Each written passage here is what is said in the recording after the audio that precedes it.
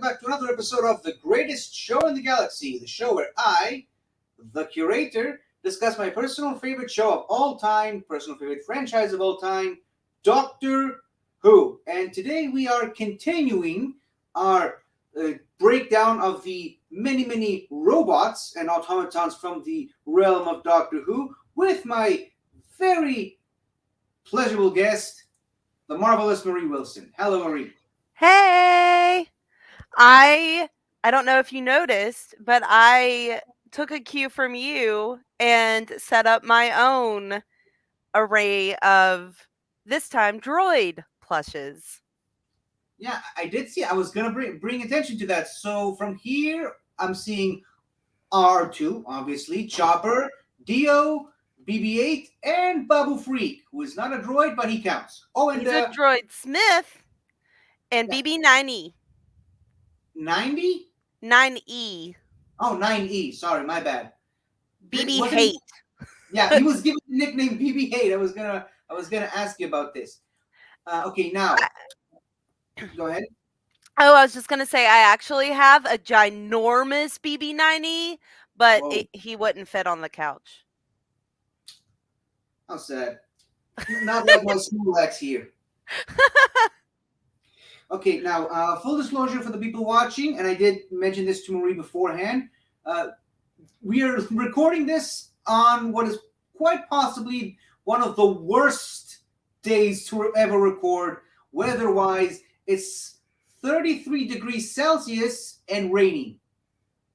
Like, I have no idea how that works. It's hot and it's raining mud, and like it's raining and stormy. Just another typical Israeli spring. So yeah, and the internet has been acting up accordingly. So hopefully this doesn't happen, but occasionally I might have to drop off the show and come back due to internet connection problems. I apologize in advance. This was quite possibly the only day we could record it, and even the skies themselves are against us apparently. So again, I apologize in advance if anything bad happens, but that's the show. I mean, it wouldn't really be the show without any problems happening, or any show on this channel specifically. Now, starting us off, rather the first topic we have to discuss first is the birthday section. Not gonna lie, this is no disrespect to anyone, kind of one of the most underwhelming birthday sections we've had. Uh, Listen, not because of the people, just their significance to the franchise.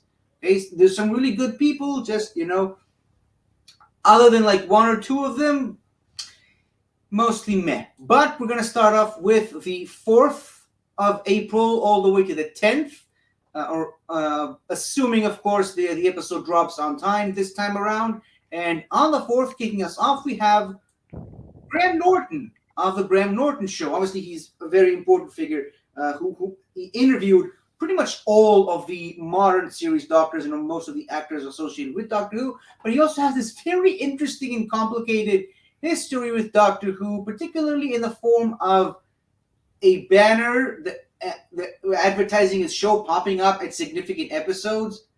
Like, it's a thing. It even has its own page on the Doctor Who wiki Uh, site, and obviously very memorably, a line from one of his shows, or an ad for one of his lines, plays in the first episode of the revived series, and it's never been removed. Like, no one knows how it even happened on the on the original broadcast, and it just stuck.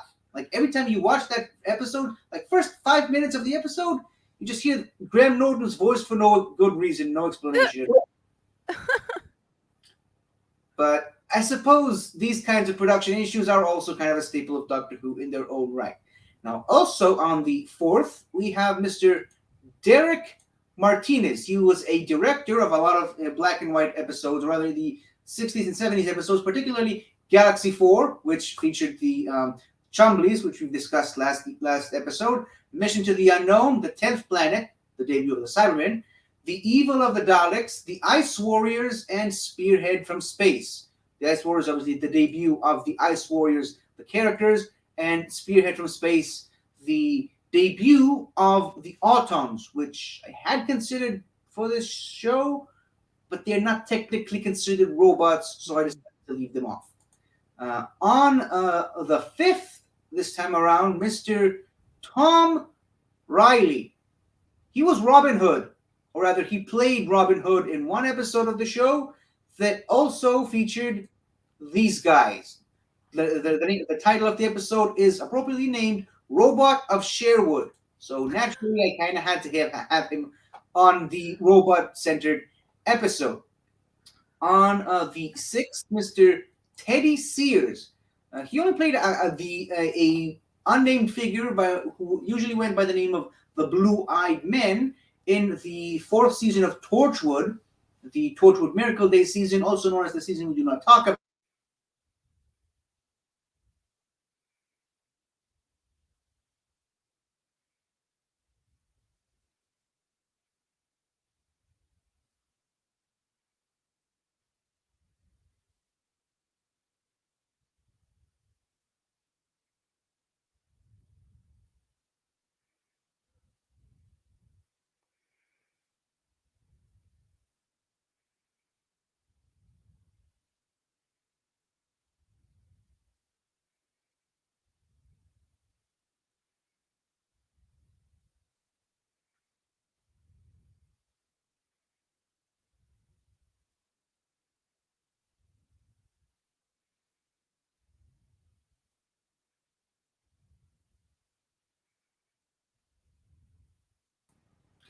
And yes, this is exactly what I was talking about earlier, the internet issues that continue to plague us. I couldn't even take the slide down. That's how bad things were.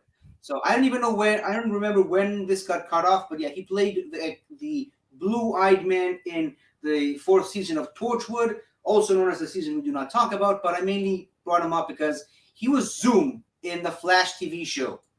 And one of the Mm. best seasons of that show, in my opinion, personally.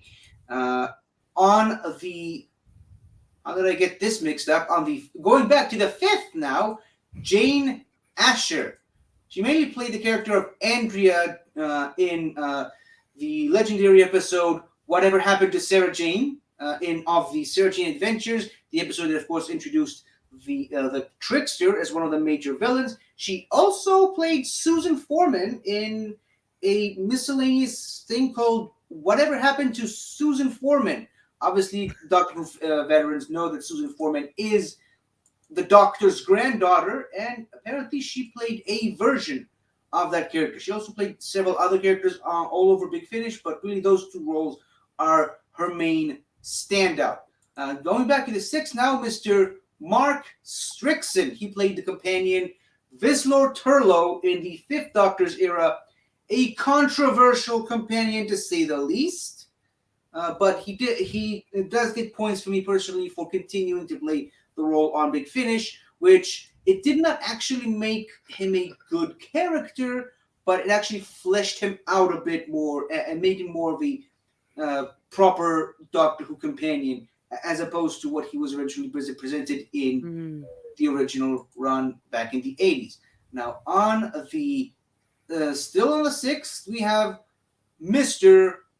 Andrew Cartmel. He, of course, was a script editor and writer for many, many episodes, including Time and the Rani, the Paradise Towers, the Delta and the Batman, Dragonfire, Remembrance of the Daleks, the Happiness Patrol, Silver Nemesis, the greatest show in the galaxy, which this show is named after, Battlefield, Ghostlight, The Curse of Fenric, and Survival. So pretty much the entire Sylvester McCoy era of the show, and he also was the author, or rather, the mastermind behind the now infamous Cartmill Master Plan, which unfortunately never happened because the show got canceled.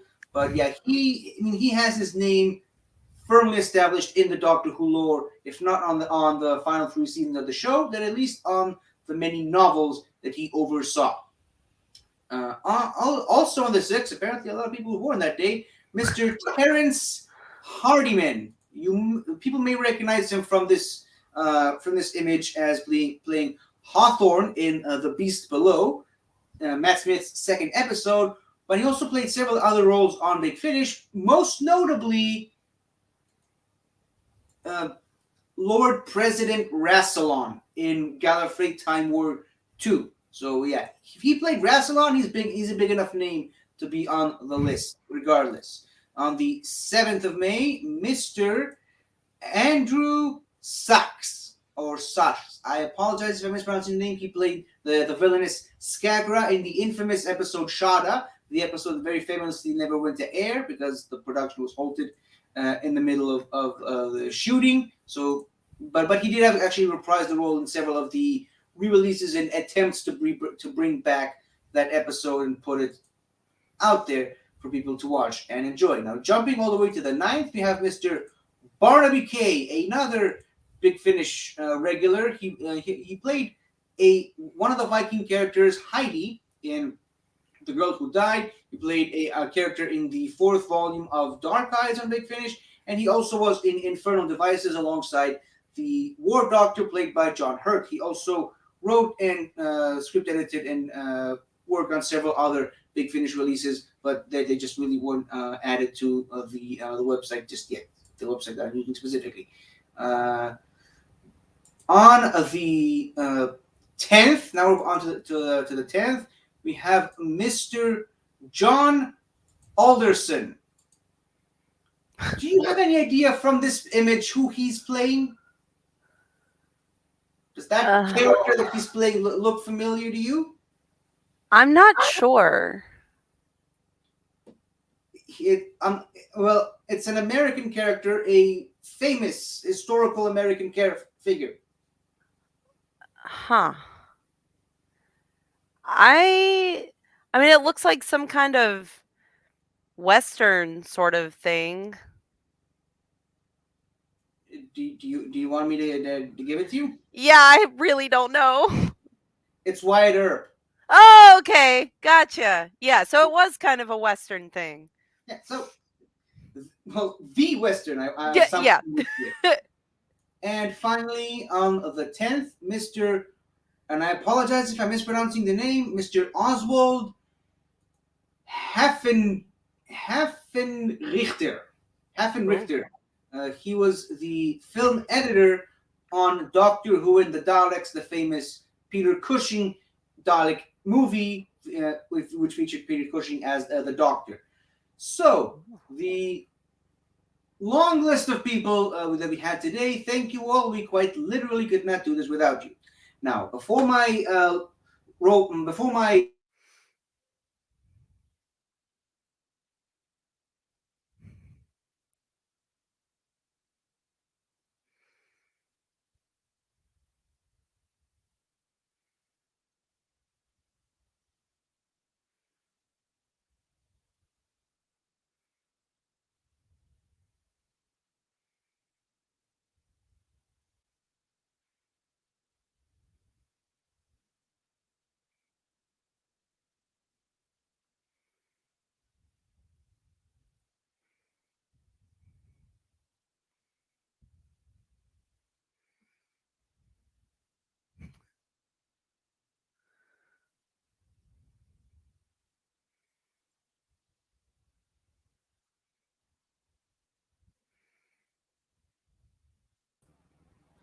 I literally just talked about it, and it happened again.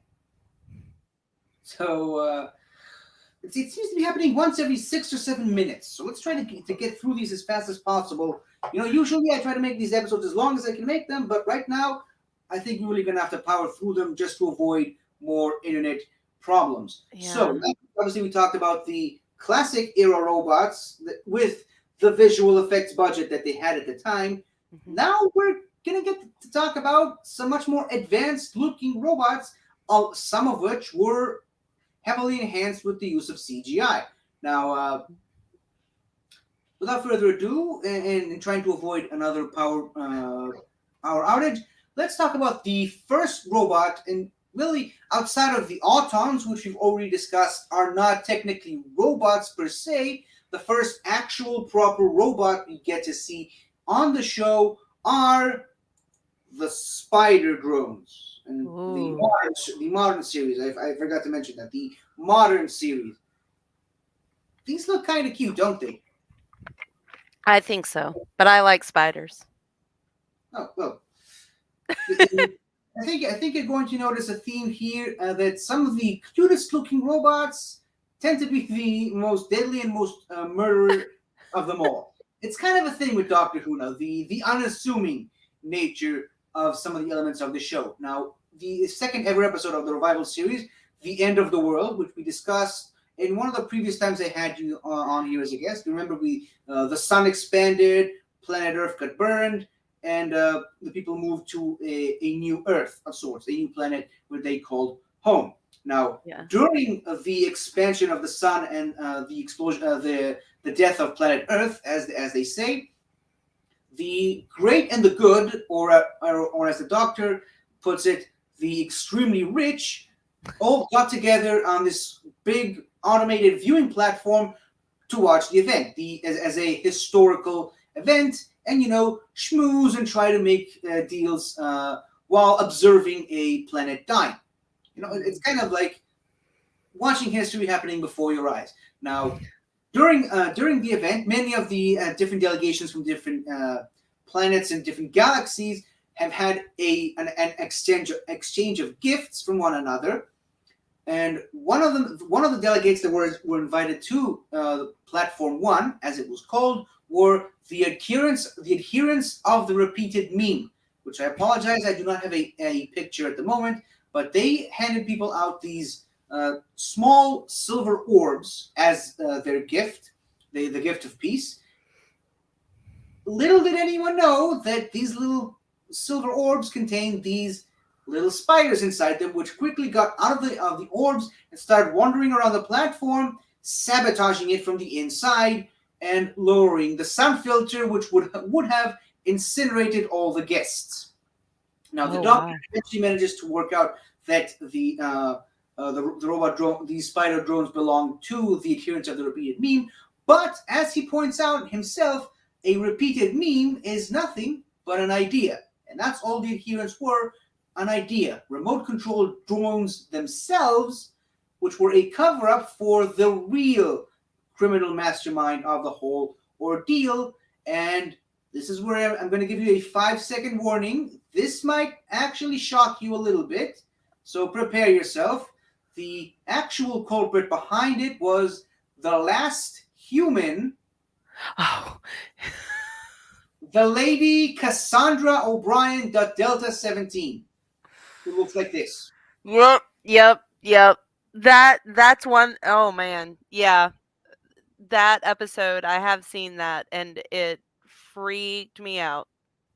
Yes, so apparently this is what humans will look like. Well, okay, I may have exaggerated a little bit. So basically, Lady Cassandra, over 2,000 years old, has had 708 surgeries, with a 709th surgery well on the way, to essentially stay alive or stay pure, as she called it. By that point, 5 billion years in the future, all the humans have sort of mingled with one another to some point or degree, to the point where, in her mind, they could not really be called humans anymore. She called them mongrels, hybrids. She didn't like the idea of humans interbreeding with other species, and she considered herself the last true pure human, which was just a patch of skin with eyes and a lipstick, requiring two surgeons and a constant supply of moisture to stay alive and not dry out. As you can see, there's also her brain at the bottom of this Mm. contraption. So her whole intention with the spider drones and Platform One was to manufacture a fake hostage situation with herself as one of the victims to get compensation for the whole ordeal, and blame the whole affair on the adherents of the repeated meme. Of course, now that the Doctor has uncovered her whole scheme, she went to Plan B, which was just to shut down the sun filters all over Platform One regardless, and have everyone die, since she had shares in all of their rival companies, which she claimed will triple in prices once they are all dead. So after the Doctor saved Platform One and restored the Sun Shield with a significant loss of life in the process, Mm. he reversed the polarity of her teleport, which brought her back without her surgeons and with the accelerated, the extended heat all over platform one. She eventually dried up and exploded. But don't worry, she does get hit. She does get a sort of redemption arc by the end, and she does get a happy ending in the next episode that she appears in. But that is not really what we're here to talk about. We're here to talk about these little guys. So again, cute but deadly. Yeah. So is there like any maintenance? I mean, I know there's the mouse droids on the Death Star, but are they like performing maintenance on stations or platforms that could also be hacked and uh, provide, or rather, do sabotage work on some of these places in Star Wars? Yeah. Well, I can't really think of anything. I will say that this guy's head looks exactly like a pit droid's. Like exactly.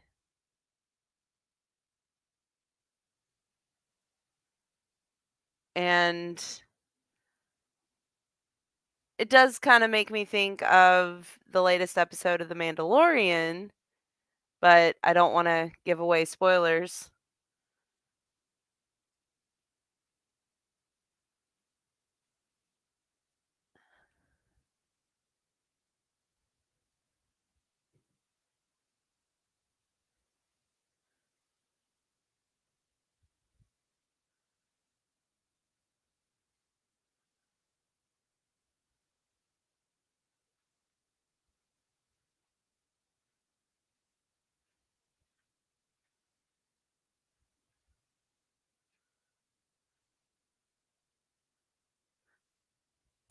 Yeah. Once again, I was cut off uh, almost immediately after I asked you the question. So, what did you? So, yeah, just real quick. So the head of that robot looks an awful lot like a pit droid head. It does. It Like does. nearly exactly.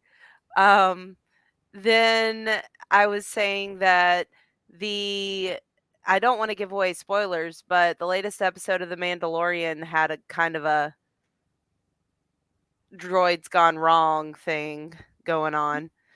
Ooh. And of course there are all those Confederacy of Independent Systems separatist uh, spider droids and Yeah, crab droids that, depending on your opinion, they can look kind of cute. They're some are really big, some are really small. They're all kind of different sizes, but they're they have the legs and the little central area.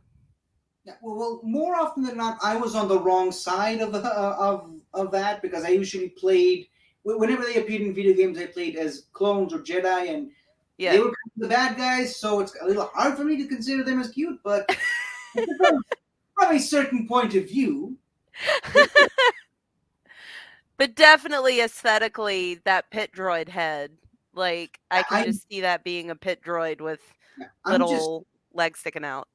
I literally just only noticed it after you said it. Like I never thought about that. So this is why it's so great to have people from different fandoms on this show. Like Yeah. you see something different in the same picture.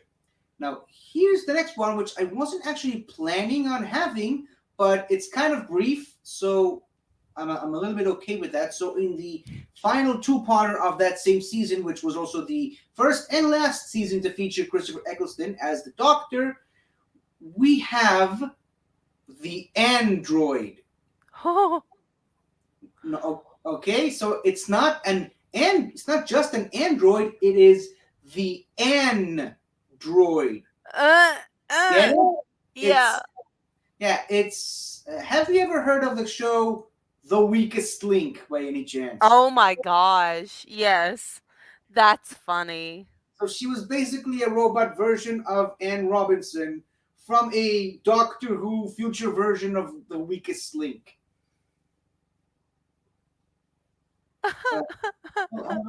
Uh, oh no, you can't see because of the. But we do have a cat cameo here today. Yes, my cat is very needy, and she just doesn't really. She always gets up in my business. Do So. not trust the cat.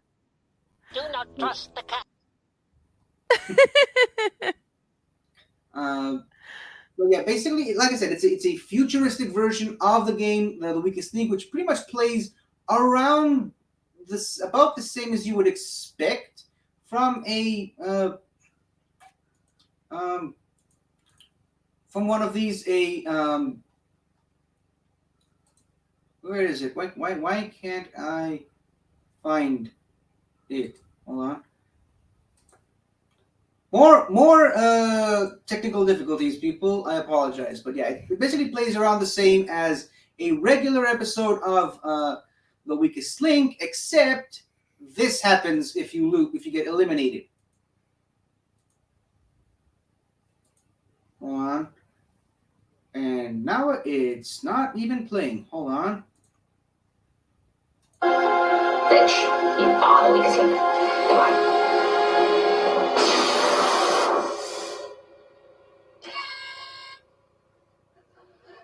And we've gone to the adverts. Oh So my goodness. so yeah, you lose, you get disintegrated. Ugh. That's just the way it goes. Now, that episode also featured two other androids based on famous British TV personalities, Trini and Susanna. Have you ever heard of Trini and Susanna, by the way? I don't think so. So they basically have this fashion show where they go around the street looking for people, and they basically just redress them. You know, they just give them fashion advices, and they bring them to their studio, and they just give them a complete fashion makeover. Which they also brought that show to Israel for a couple of seasons a couple of years ago, which is how I mainly know them. And in this episode specifically, they voiced these androids were based on them, and their names were Trin E and Su 3 Anna, or 2 Anna, basically spelling out Trini and Susanna in robot form.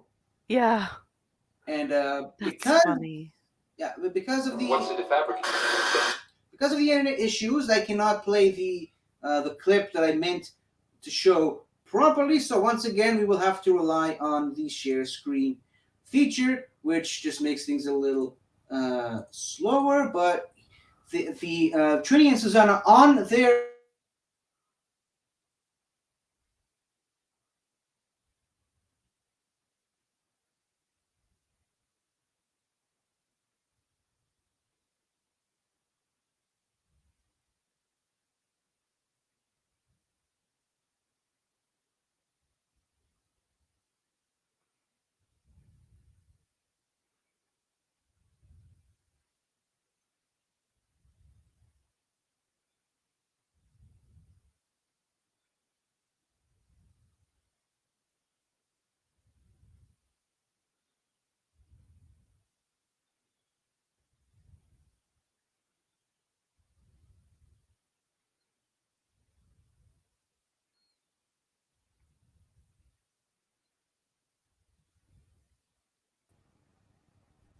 please tell me you at least got to see some of that.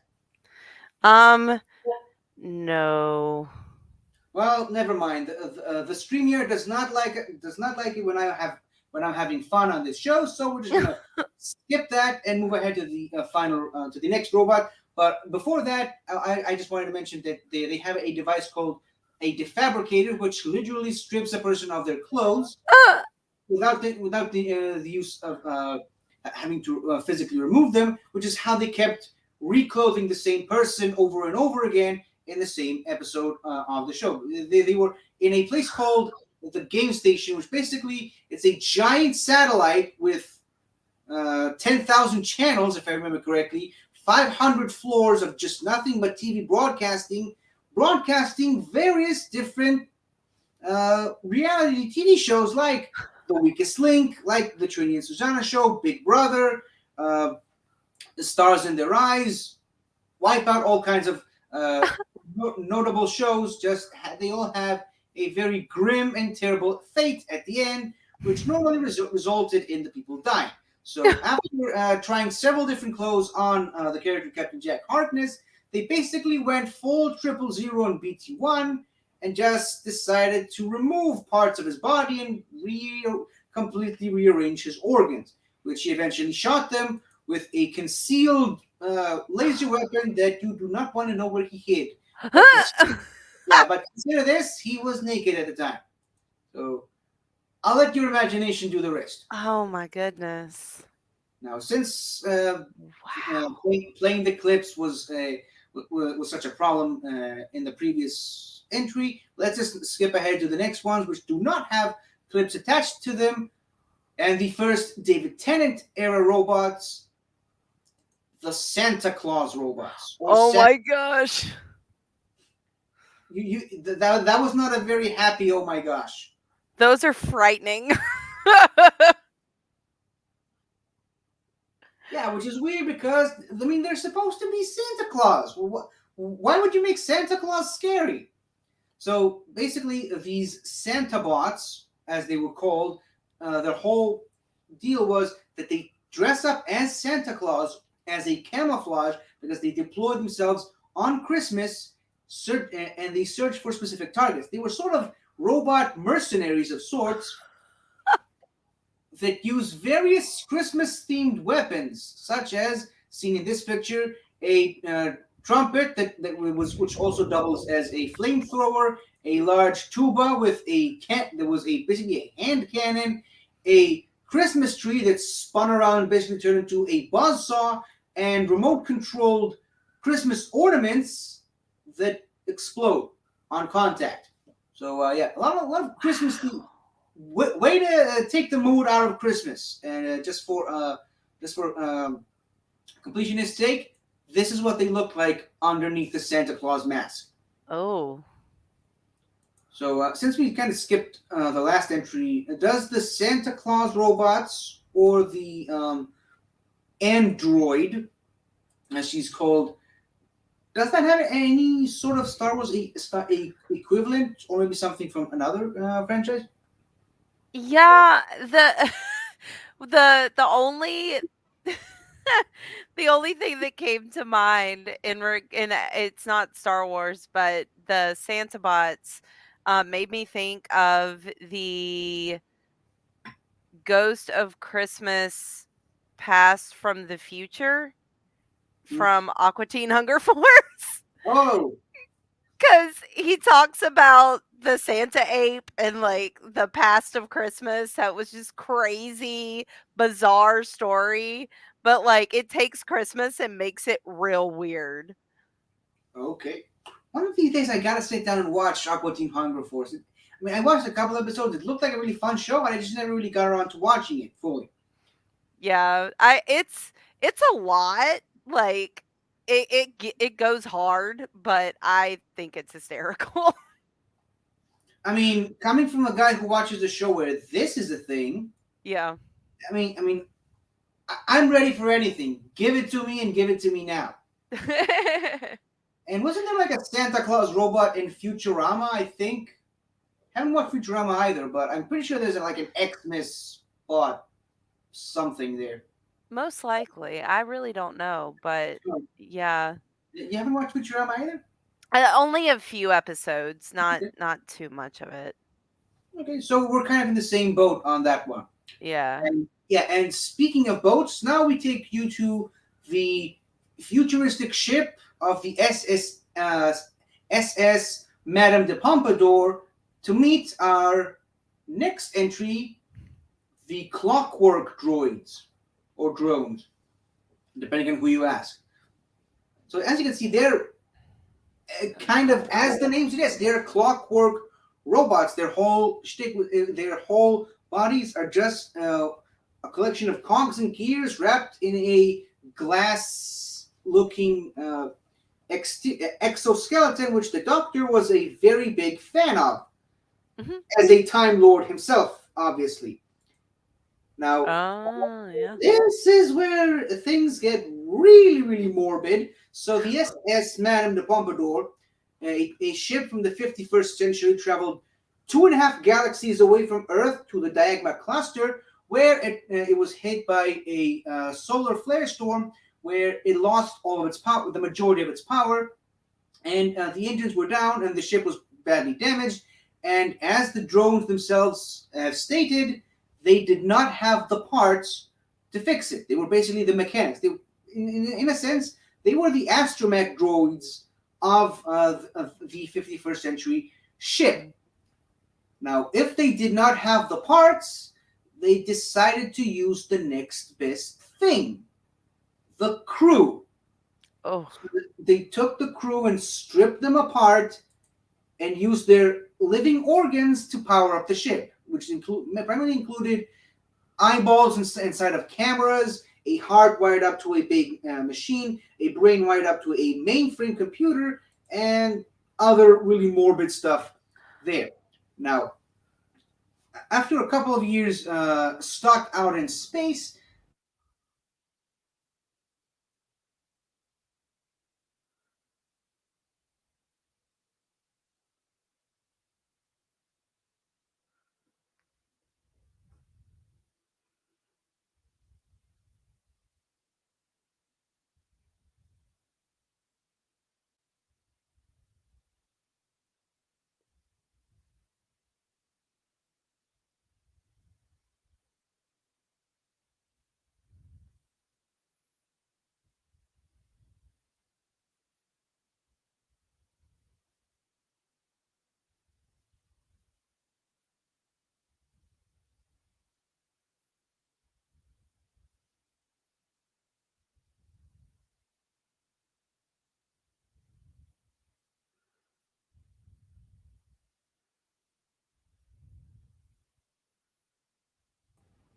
so after about a couple of months, maybe to a year, stranded in space, they eventually decided that they had one final component left to complete their repairs, the command center of their ship, the ship's brain.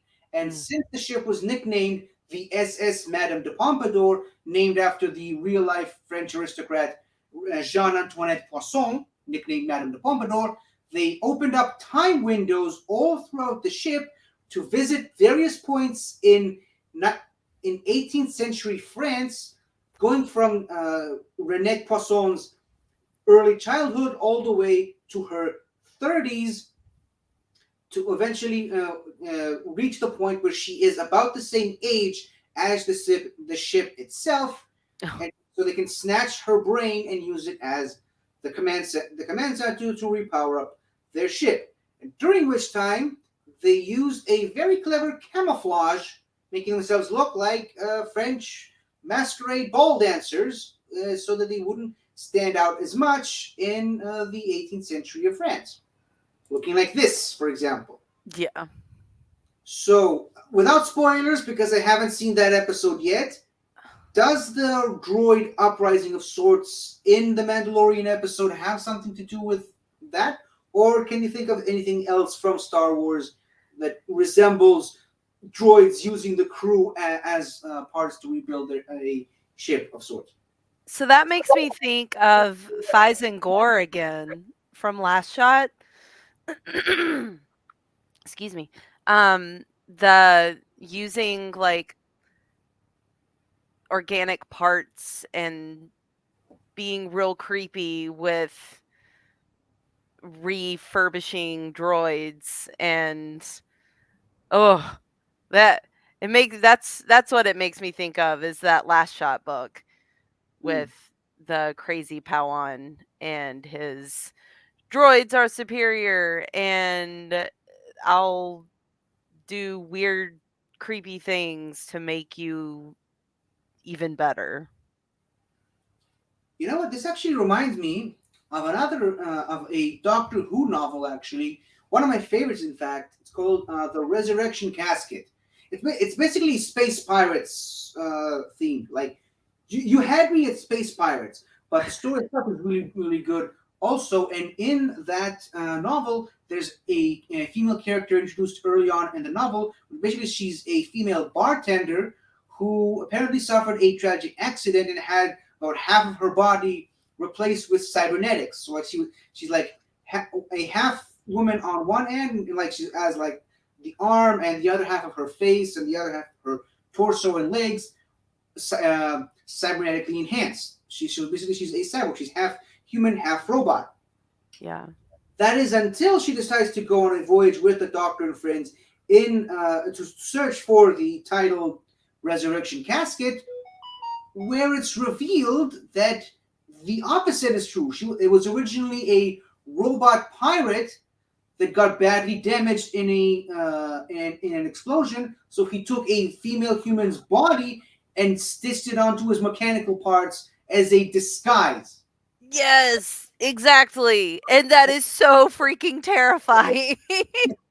And it's one of those subversion of expectations that Doctor Who does so well. Like they introduce this character a certain way. You're preconditioned to think of her as one thing, but then they pull the rug under you, and it's a completely different thing. Like I said, it's a really good novel, one of my personal favorites. But now, after so much morbidness and So much evil more robots, let's move on. What if we move on to a much more friendlier robot? A robot that doesn't necessarily want to intentionally kill you. Introducing the Handbots.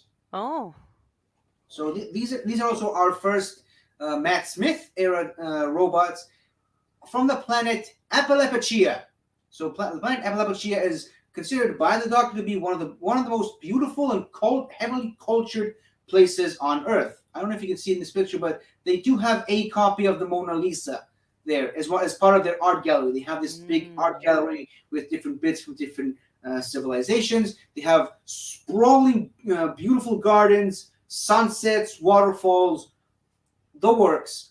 Unfortunately, the planet was hit with a plague of a deadly disease called Chen 7, which is nicknamed the one-day disease, which is fatal to uh,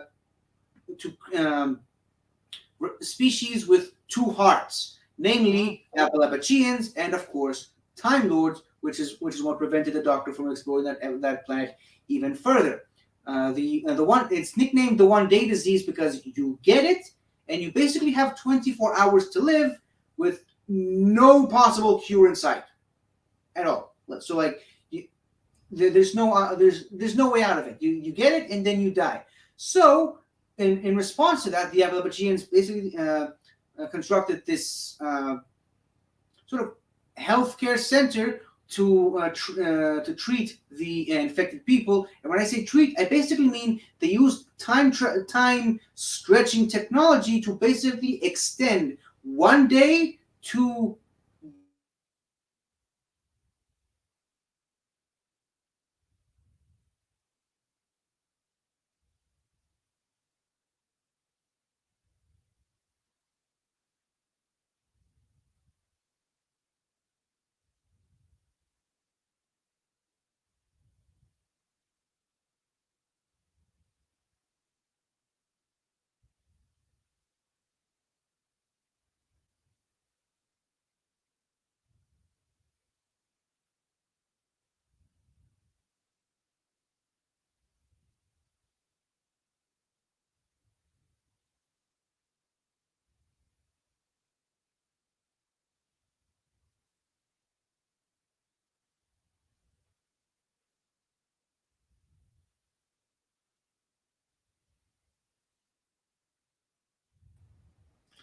So the treatment center had a system of two rooms, uh, Red Waterfall and Green Anchor, or is that the other way around?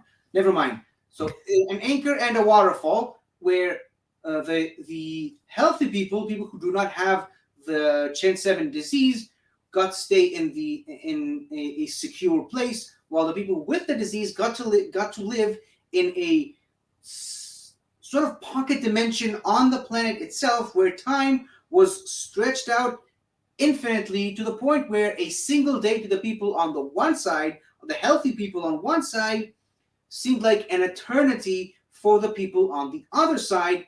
That way, the people from the healthy people on the regular side could sit down, talk to their loved ones, and see them live out their lives. Essentially, to be live to an old age, essentially, without having to watch them suffer and die uh, with the disease itself. Basically, used to help the infected people take full advantage of all the many facilities that the planet had to offer, the beautiful sunsets, the sprawling gardens, and etc., etc., living decades in the span of just 24 hours. The most merciful way of dying. And the attendants in the infected area wore the handbots, essentially entirely mechanized beings, with the clear exception of their hands. Their hands were the only biological, organic parts of their body, which functioned as a way of touching their patients, is essentially the human touch, which is necessary for robots, for between doctors and patients. And also, they had their optic nerves in their fingers, basically meaning they saw through their fingers. Hence, they were given the name handbots, because the hand was kind of the most important part. Wow. And this is really the subtle part of the episode. Unfortunately, because Doctor Who, a certain crisis has to happen. In this case, one of the Doctor's companions, Amelia Pond, or Amy, accidentally got into the infected area. Now, thankfully, because she only has one heart, she was completely immune to the disease. But the handbots did not know that and thought she was infected, so they tried to keep giving her a certain type of medicine in the form of the syringes that you can see, the one in the middle holding. Unfortunately, because of her human biology, Appalachian medicine had the potential of killing her because their biology was completely incompatible. And since she refused to allow the handbots to cure her, they decided to give her the medicine by force, literally opening up their heads and having these syringes fired like projectiles from their hands, from their faces through this little cannon there. Now, unfortunately, she got lost in the time stream. She ended up spending 38 or 36. I can't remember the exact number. 36 years on the planet, and basically grew old, essentially. And during which time she got pretty lonely and decided she needed some company, which she eventually got in the form of one of the handbots that she disarmed, and essentially making him harmless. Oh my goodness. Get it? She disarmed. Yeah.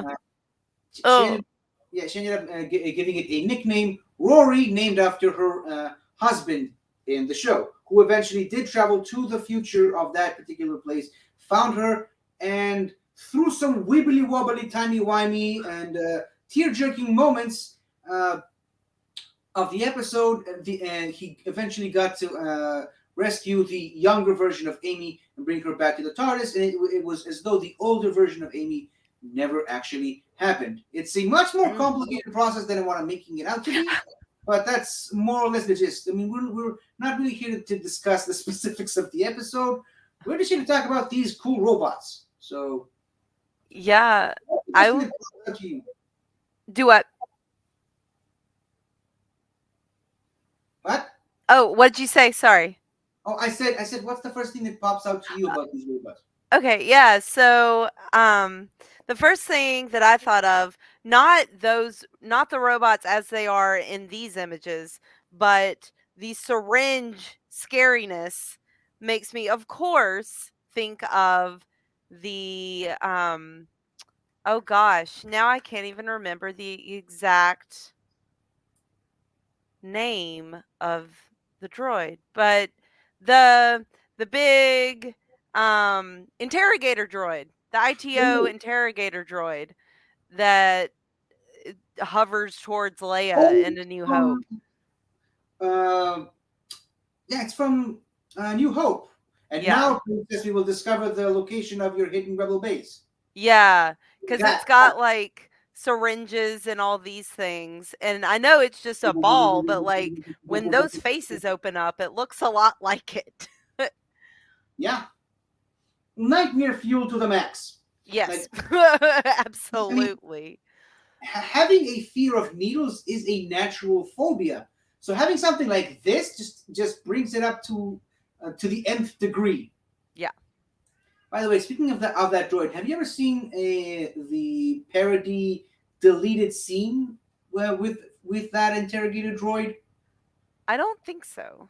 I'll try to look it up and send it to you. It's really funny. Like it's supposedly it's an animated deleted scene from Empire Strikes Back where uh, Darth Vader interrogates Han Solo using that droid, and because it's used for comedic effect, basically that droid just floats inside out in front of Han Solo's face and just bumps into his face a couple of times, and then starts hitting him with a fish to get information out of him.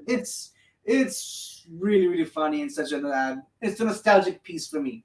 So moving on from that, before my internet gives up on me again, we have one more Matt Smith era episode era robot to talk about, and this one will be really brief because there really isn't that much.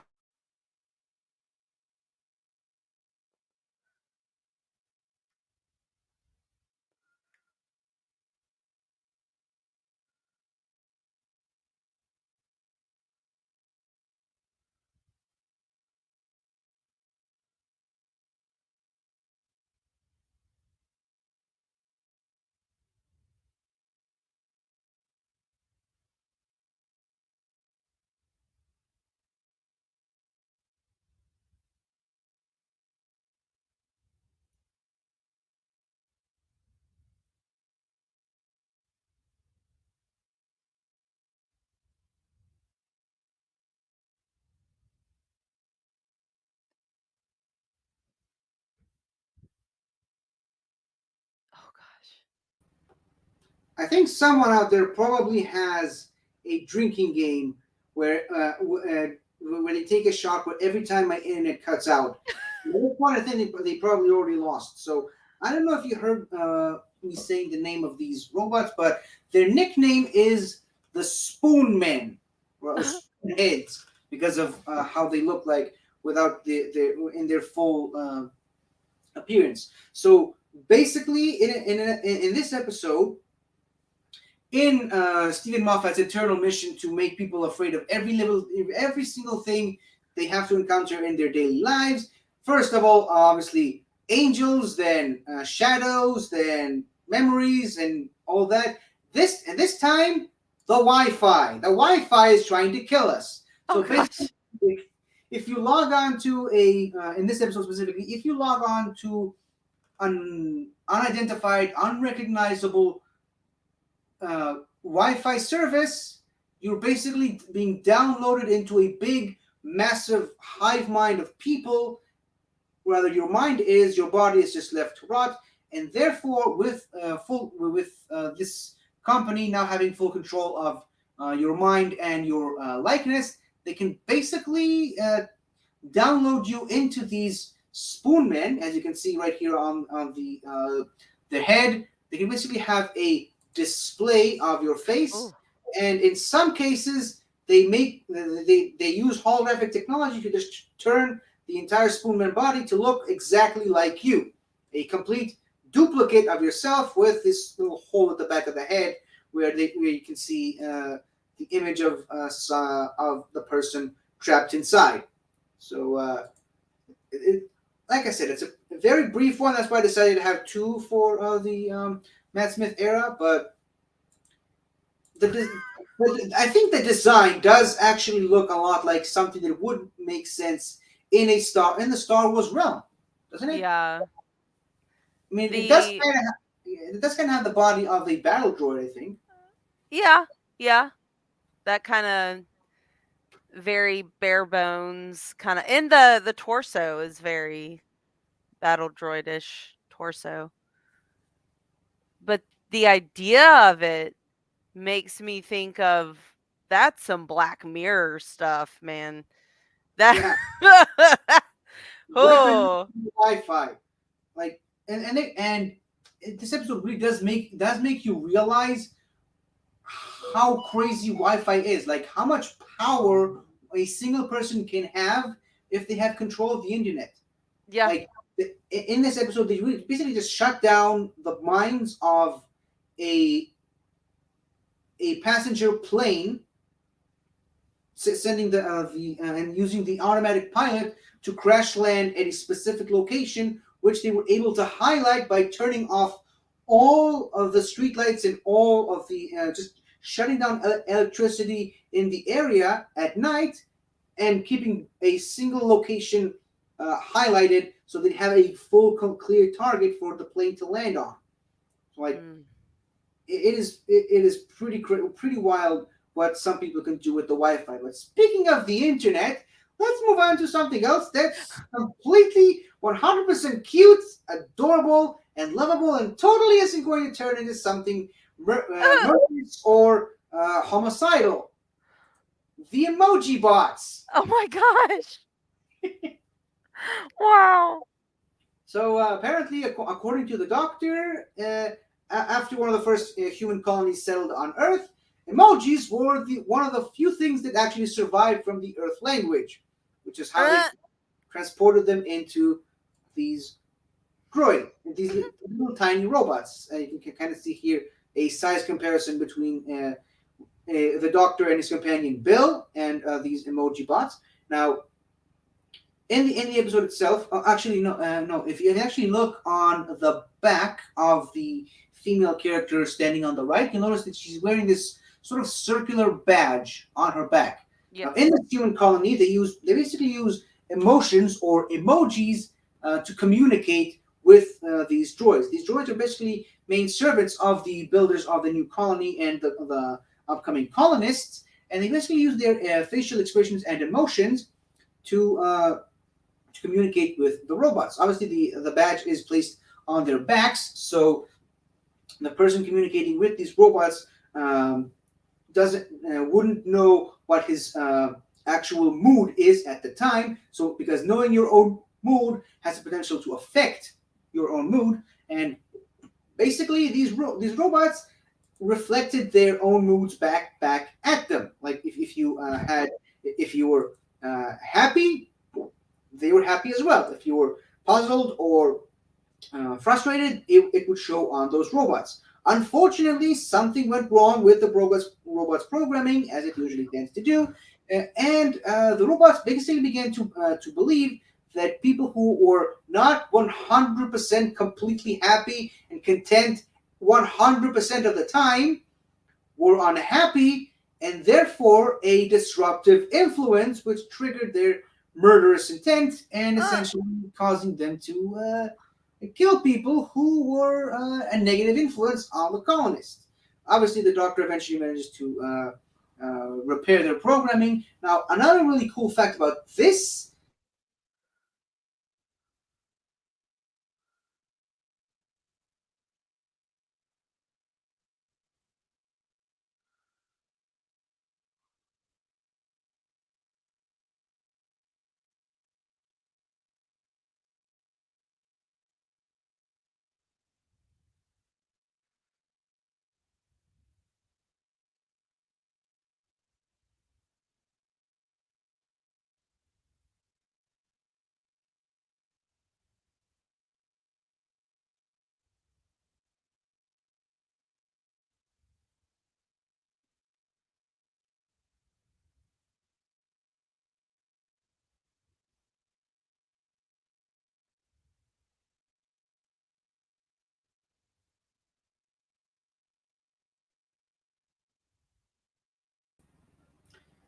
So another thing we don't get to see in any of these images is the entire colonist city, the walls, the bridges, the furniture, every part of it was comprised of tiny, almost microscopic nanobots working in tandem to essentially create a living wall, a living city. Meaning that the people didn't really have to work too hard on the construction process, and also more related to these murderous little emoji bots. They nowhere is safe in the entire city. As long as you're in the city, the little tiny nanobots can find you and take you out if you're a disruptive influence. Yeah. So yeah, technically we kind of get two and one with this entry, but Yeah. what have you to say about these cheerful, murderous looking guys? Well, again, this makes me think of Black Mirror. Like Mm. I both this and the last one, there's specific episodes of Black Mirror that reflect that sort of dystopian like society. Um but there is in the new Mandalorian episode, there's another connection. But I don't want to give it away. So Okay, thank you. I appreciate that. Now, this was our one entry for Peter Capaldi's Doctor. Now we're finally on to the last one with the Jodie Whittaker era, and hopefully we can finally put this whole Wi-Fi related nightmare behind us. no. And these are also the robots that I chose for the background of this episode. The Kablam Man, Ah! also, also nicknamed Teammates. Now, right off the bat, when I show you this picture and I tell you they're called the Kablam Man, what's the first thing that pops into your head? Well, kablam would make me think an explosive, but they look very soldiery. Okay, that's a good assessment. They're basically mailmen. Oh. Robot mailmen. So Kablam is basically Space Amazon. Ah! It's like a very cool name for Space Amazon. It's the biggest retailer in the universe, selling anything you can think of, from household appliances, hygiene appliances, gift souvenirs, clothes, toys, anything and everything. It's a huge planet-sized factory with hundreds of thousands of workers working day and night to essentially provide service to the people ordering online. And the humans themselves are basically the ones doing all the packaging and wrapping and storaging and all the regular stuff from that you're probably familiar from modern day storage warehouses and shipping centers today. And once the packages are complete, they are then given to the teammates slash the Kablam Men. The Kablam Men is like the people's nickname for them. In the company itself, they're called teammates because they are part of the work. They're there to help and motivate the workers. That's why they have this. I'm assuming it doesn't really come off much in the picture, but that's why they're always smiling and have this very friendly disposition about them. Because they're here, they're just help motivate the workers. And the Kablam Men are also fitted with a teleporter that once a package is fully ready to be shipped, they can just teleport to wherever the buyer happens to be in any of the planets in the human empire at the time, and just deliver the package with a friendly smile and a nice Kablam slogan, which the slogan itself is, "If you want it, Kablam it." So it's kind of nice to end on a more or less friendly note with these Kablam Men. Am I right? They're not gonna suddenly turn evil and kill everybody. Well, for once, the humans are actually at fault. So, full background on the whole story, basically, and this is another part of the social and political commentary that Doctor Who and most other sci-fi shows like Black Mirror, for example, tend to do from time to time, or in other words, all the time, is basically this being Amazon. It's sort of like become rule in the future that companies have to have. I don't remember the exact number, but let's go with 10 at the moment. At least 10% human workers, which is basically like a commentary on the whole.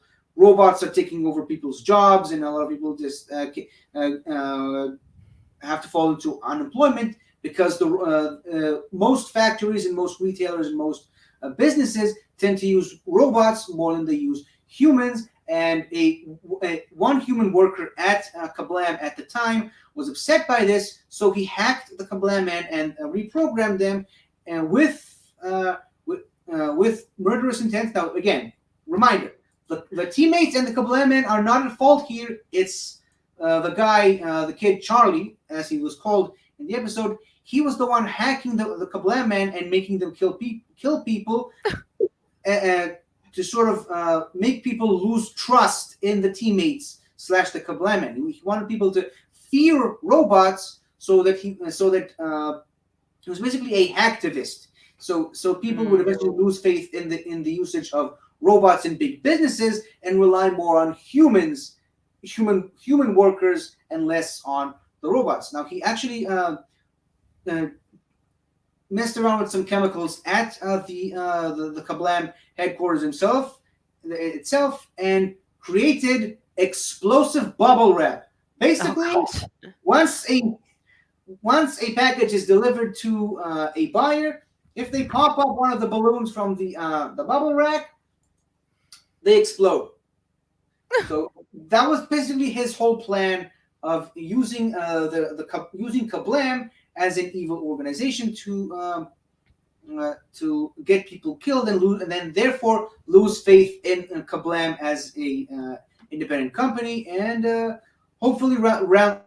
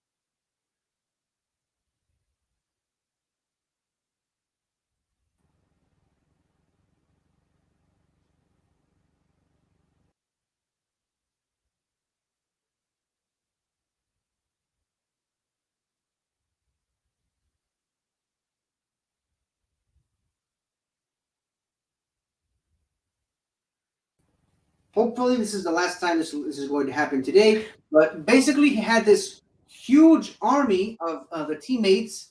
That's him right there in the middle. He had this whole army ready to go and teleport into hundreds of thousands of human homes all throughout the human empire, and basically blow people up and make people lose faith in the company. But the Doctor eventually reprogrammed the teammates' um, main server, and caused them all to open up the bubble rack inside this big massive hangar that you see here, exploding every single one of the teammates in this hangar, including Charlie, which refused to accept the Doctor's help, essentially. So yeah. Goodness. And of course, then Kablam had to do huge public relations. What's the word I'm looking for? Like, I guess not disaster, but disaster management, essentially. Yeah, pretty much. Yeah, to cover up all the mishaps that were caused by this one kid.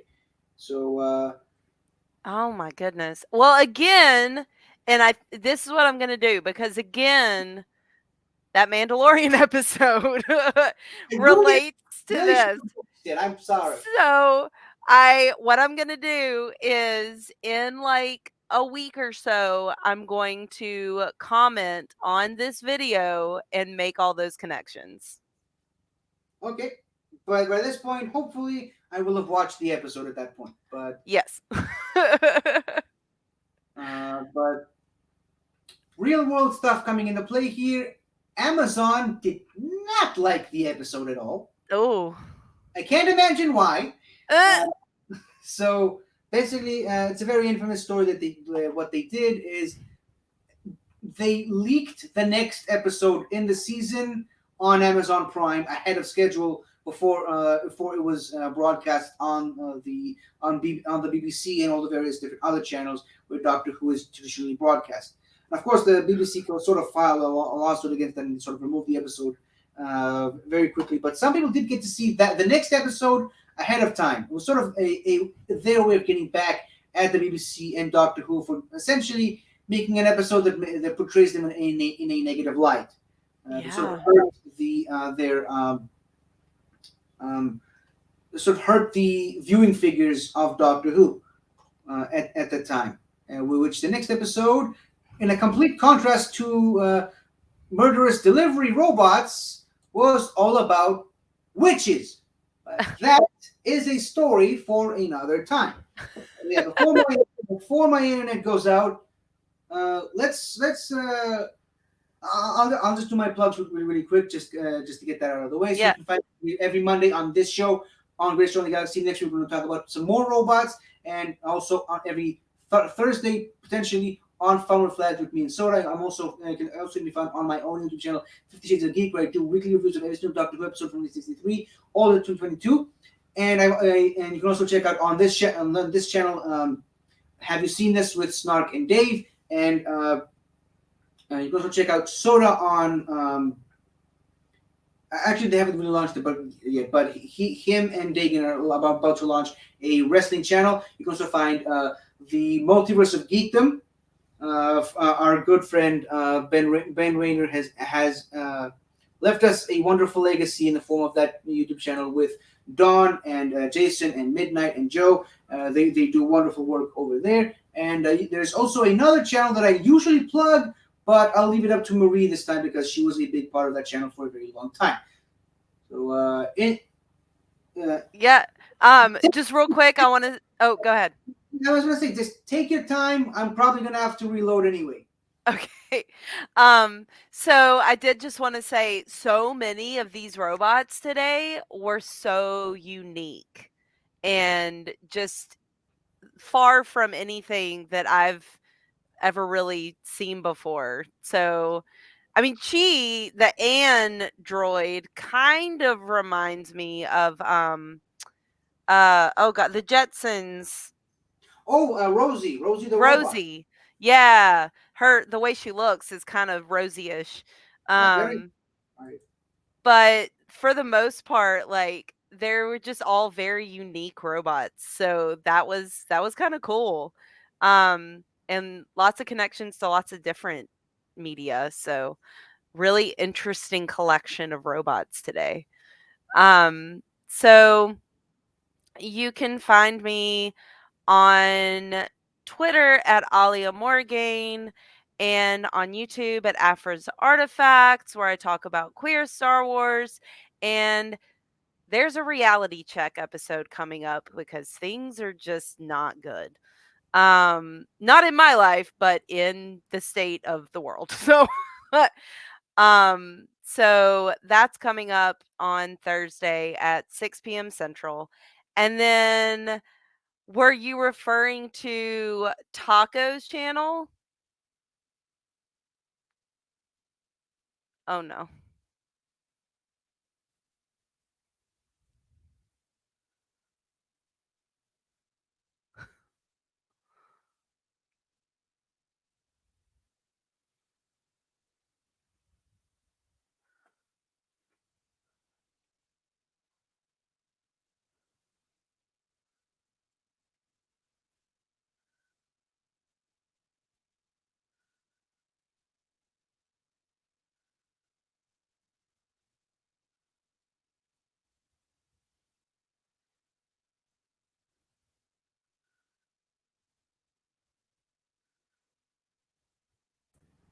Yes, I timed it right.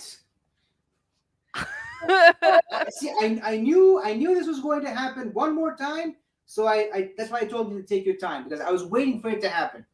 Yes. So you The only thing I didn't say was I was asking, were you referring to something to talk about? Yes, the our good friend Taco's channel. Full disclosure, if you've seen the last Geek Gauntlet, you know he hasn't really been having the best of time lately. So go over here on over there on his channel, and give him all the love and support you can. Yeah, absolutely.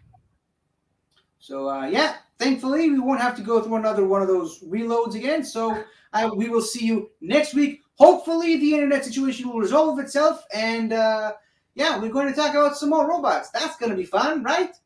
Woo! Yeah. So in the words of Missy herself, well, where did my mask go? So in the words of Missy herself, Don't forget to like and subscribe.